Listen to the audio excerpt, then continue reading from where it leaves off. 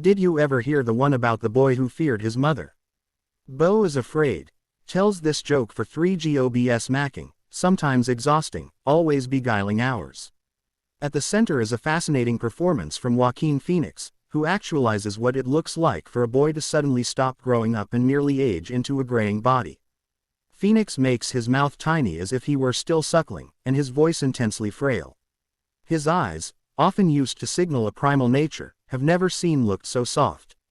His character will prove to be far too innocent for this world.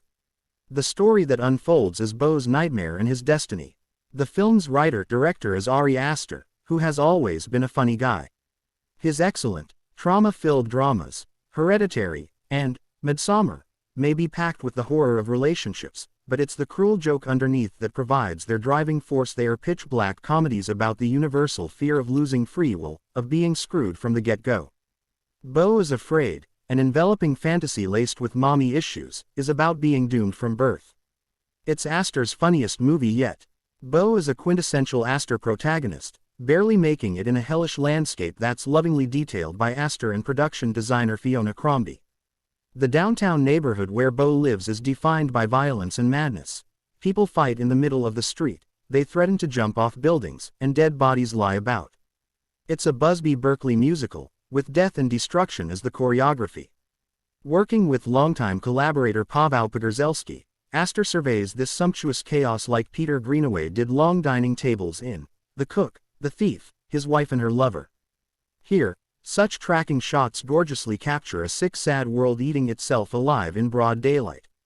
This world building for Beau is like a furious overture of the towering anxieties we'll see later in present time and in flashback. A lack of personal space, the threat of being unable to please others, and the impossibility of rampant bad luck. Embracing his ruthless sense of humor, Aster sucks you in with each absurd, claustrophobic development, like when an angry neighbor keeps sliding him notes to turn the volume down, even though he's sitting in silence. It's a punchy, rollicking first act in a laugh to keep from screaming way, and it establishes a rhythm with dread that the movie is not precious about keeping. Nothing will be as smooth from here on out. Inconsistency can prove disorienting. The most daunting moments in Beau's life are his phone calls from his mother, Mona Wasserman, her initials stamped on a fancy logo that can be seen on nearly every item in his dilapidated apartment. Played over the phone with exquisite venom by Patti LuPone, the mega-successful Mona creates immense, unsettling tension by making Beau feel even smaller. Aster's gutting dialogue shines. "I trust you'll do the right thing," says Mom. The guilt, shame, and humiliation, it's all packed into a phone call after he accidentally misses his flight to see her. It's a long story. He does not have free will but a lived-in need not to disappoint his mother. Phoenix's best moments in this movie are his long close-ups when he's on the phone, struggling to keep everything together, especially when he later hears some awful news about his mother. Beau is Afraid is told in chapters of various length and tone, in which Beau experiences a fluctuating sense of security. After a meltdown that has him screaming and running naked in the streets, Beau finds himself severely injured and under the care of two parents in the suburbs, Nathan Lane and Amy Ryan, who cover their own pain with just enough smiles as they care for him and feed him pills. Beau needs to go see his mother, and they'll help him do that tomorrow. Beau has become a type of replacement son for their departed soldier boy Nathan and finds a new enemy in Tony, Kylie Rogers, who is pissed about this weird guy sleeping in her rainbow-colored bedroom. Everyone brings fascinating darkness to the smiling horror of this sequence, but Rogers is a vivid glitch in the chapter's creepy simulation of a nuclear family.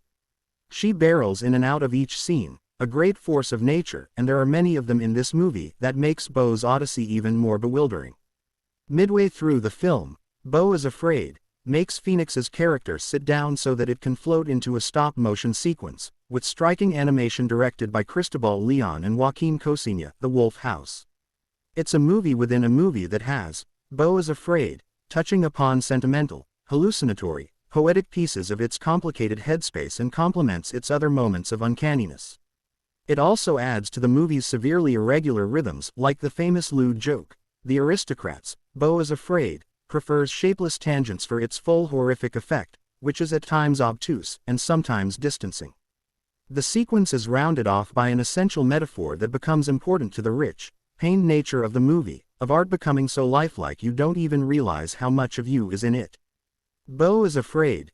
Jumps back in time to tell us more about young Beau, Armin Nahapetian, which includes a memory on a cruise ship with a young girl who makes his mother feel threatened. The scenes are visually striking, for their artificial sets and how Nahapetian looks like a de-aged phoenix, but it also reveals a shortcoming to Astor's expanding maximalist vision.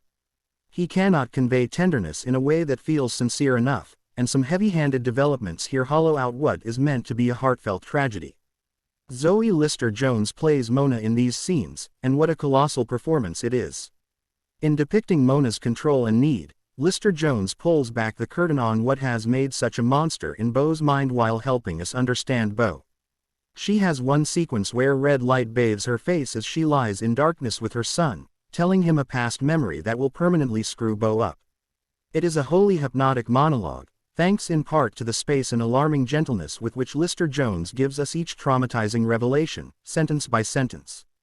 The film's third act, its specific events not spoiled here, has Beau is Afraid, taking its full form as an exploitation film adapted from a therapist's notepad. It's full-on grand guignol emotional and psychological trauma, with moments of terror, jaw-dropping cartoonish absurdity, and an uneasy blend of past and present accompanied by a perfectly chosen Mariah Carey song. Astor packs in more characters, revelations, and more explosions of the psychological variety.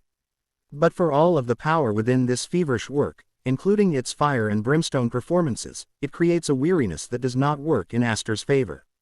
The sequence is admirable visually, its disquieting modern architecture setting looms over its characters, and there are laugh-out-loud inserted images to level the tone.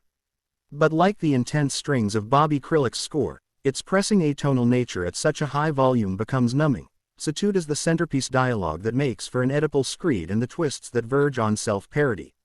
In its grand statement, Beau is Afraid risks canceling out its intricate but chaotic arrangement into a simple scream.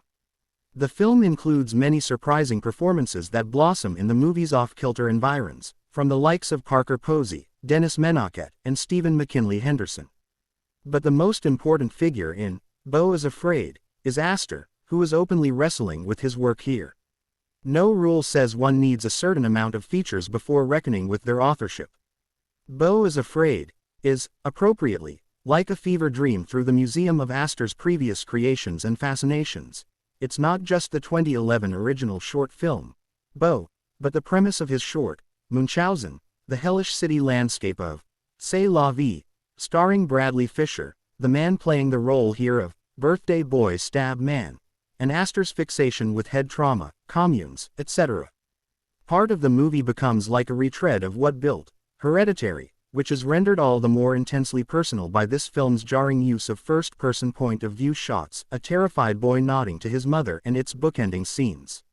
The first scene of Beau is Afraid is what this movie's personal nature looks like on the outside. The final scene shows us what it feels like for it all to be entertainment. This is all, of course, based on my first viewing of the movie. Any admirer of Hereditary and Midsommar knows those movies are better understood with multiple viewings and a closer look at the mechanics each time. Part of Astor's extraordinary skill as an entertainer, when revealing these plots about horrific relationships, is in playing with how much an audience gets on their first viewing, as opposed to their second or third. I'm curious, most of all, how the emotions within Beau is Afraid will show more intricacy, or collapse under their weight, once all 3 hours of it feels more familiar. But like Paul Thomas Anderson's own third film, Magnolia, also 3 hours, the ambition is the point.